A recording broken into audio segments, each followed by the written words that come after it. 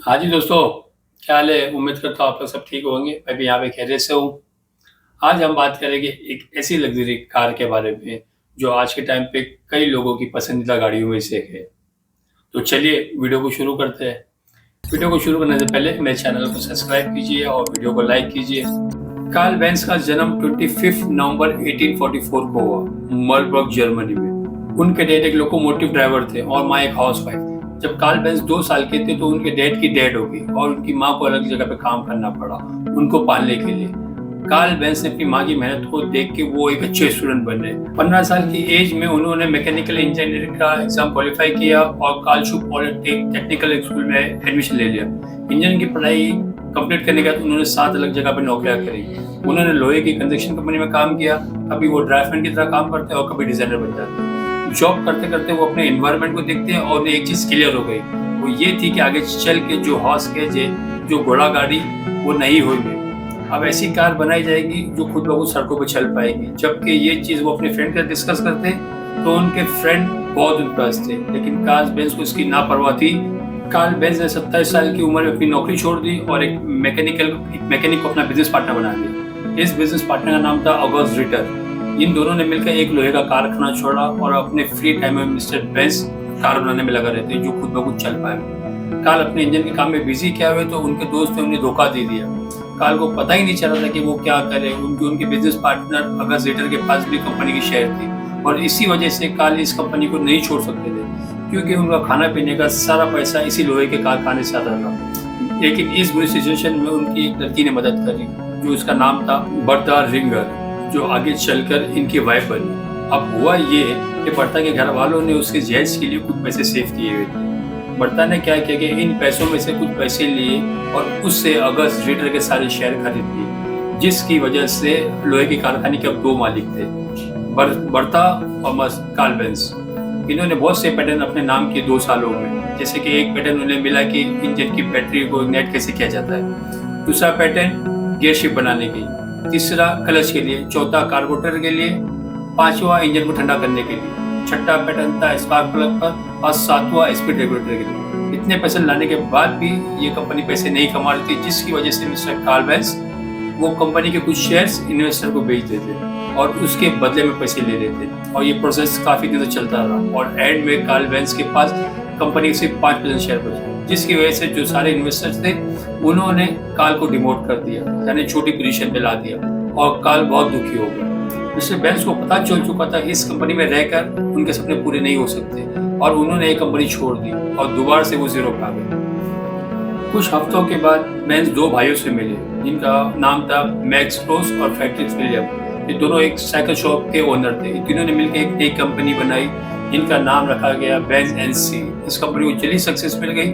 Benz को यहाँ पे बहुत टाइम मिला था अपने इंजन पे काम करने के लिए और 1885 में उन्होंने एक ऐसी कार बनाई जो खुद ब खुद चल सकती थी और इसे पेटेंट भी करवाया और इसे नाम दिया गया बेंज पेटेंट मोटर और इसकी maximum speed 16 kilometre per hour थी। अब जो ये मॉडल 1 था, इसे कंट्रोल करना बहुत ही डिफिकल्ट था। एक दिन पब्लिक डेमोन्स्ट्रेशन हो रही थी और ये मॉडल जाके सीधा दीवार पर टकरा गया, जिसकी वजह से ये मॉडल बहुत ही कम बिका। अगले ही साल 1889 में मॉडल 2 निकाला। 2 साल के बाद मॉडल 3। मिस्टर बेंज की वजह बर्ता को यकीन था ये मॉडल 3 बहुत अच्छा है, इसे ज्यादा बेचने के लिए पब्लिसिटी की जानी चाहिए, लेकिन मिस्टर बेंज इससे राजी नहीं थे। वो जानते थे ये मॉडल 1 की तरह टकरा गया तो ये दोबारा नहीं बिकेगी, इसलिए वो इसकी पब्लिसिटी नहीं कर पाए। फिर 4 अगस्त 1888 को बर्ता ने कुछ डिसाइड किया। वो रात को चुपके से अपने 5 बच्चों के पास में गई। उनमें से 2 बच्चों के कान में कुछ कहा और आके वापस अपने हस्बैंड के साथ में सो गई। फिर अगली सुबह में उसने जो किया उसके बारे में किसी ने भी नहीं सोचा था बर्ता एक ऐसा स्टेप उठा सकती है। बर्ता बेंज अगले दिन चुपके से उठी। उसने अपने 2 बेटों को साथ में लिया, गैराज से बेंज मॉडल 3 निकाली और कार स्टार्ट की और अपनी माँ के पास जाने के लिए निकल गई, जो 106 किलोमीटर दूर था। रास्तों में जब कई लोगों ने इसे देखा तो कई लोग डर गए।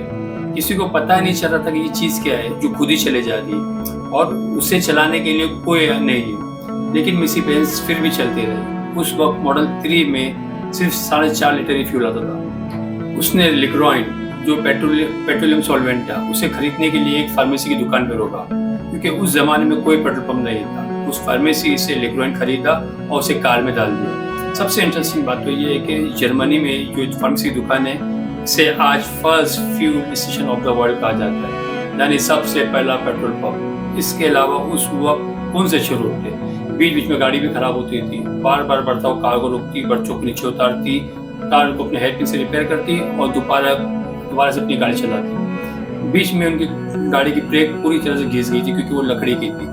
तो बर्ता ने कार को एक मूछी की दुकान पर रोका और लेदर की ब्रेक लगवाई। इस 106 किलोमीटर को कवर करने के लिए बर्ता और उसके 2 बेटों ने 12 घंटे का सफर लिया और वहां पहुंच के उन्होंने टेलीग्राम लिखा कि वो अपनी माँ के घर पहुंच चुके हैं। थोड़े दिनों के बाद वो इसी कार में वापस कार्ल बेंज के पास आई।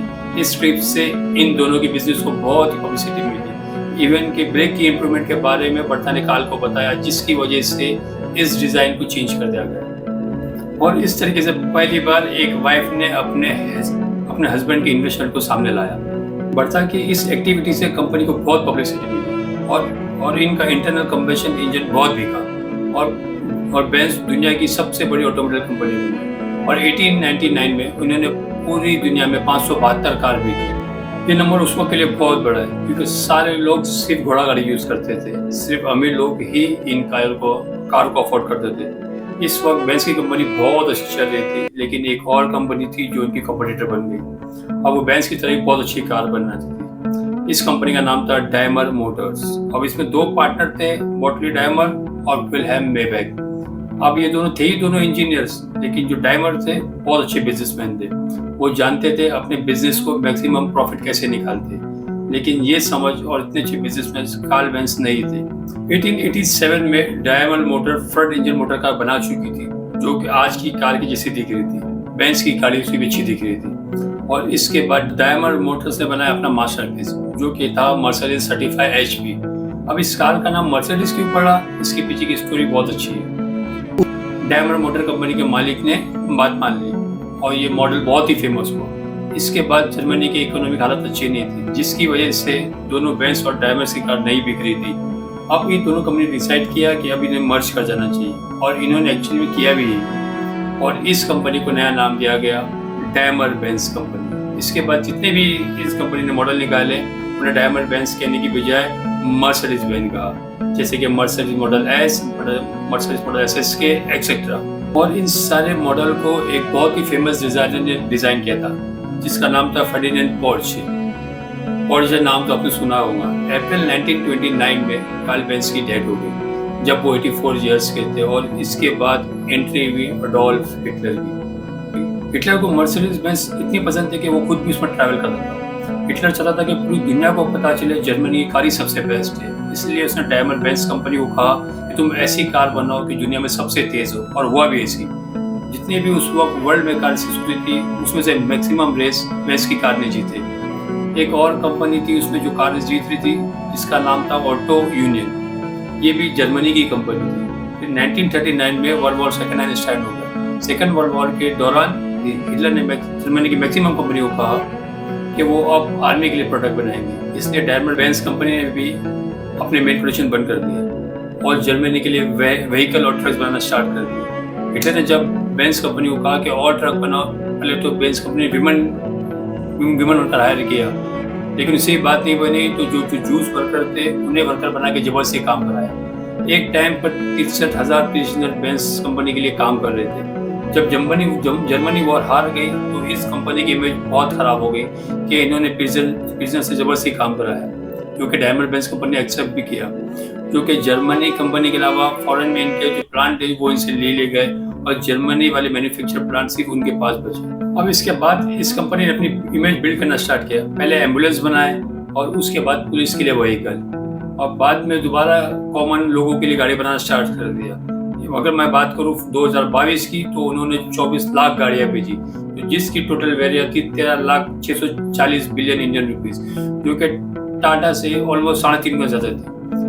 आज उन्हें मर्सिडीज बेंज की इतनी अच्छी इमेज कर दी कि जो कोई भी मर्सिडीज गाड़ी खरीदता है तो वो इतना खुश होता है कि उसकी खुशी काबू में नहीं रहती। अगर हम सेकेंड वर्ल्ड वॉर के बाद की बात करें तो मर्सिडीज बेंज ने एक से एक बढ़कर अच्छी से अच्छी गाड़ी लॉन्च की। तो आप ये वीडियो में पुलिस गाड़ी देख सकते हैं।